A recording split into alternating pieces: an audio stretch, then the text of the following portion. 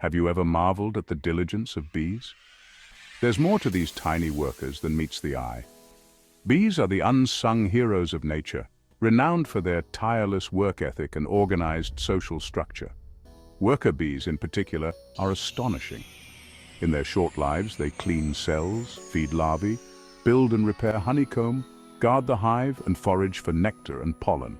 Their foraging is incredible.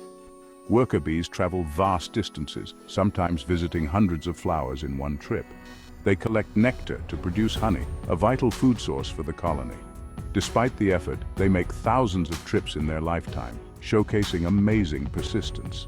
Inside the hive, bees communicate through the waggle dance to share exact locations of rich food sources, ensuring their collective efforts are efficient.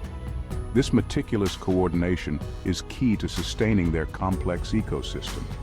Even in tough conditions, bees stay focused on their tasks, prioritizing the colony's survival above all else.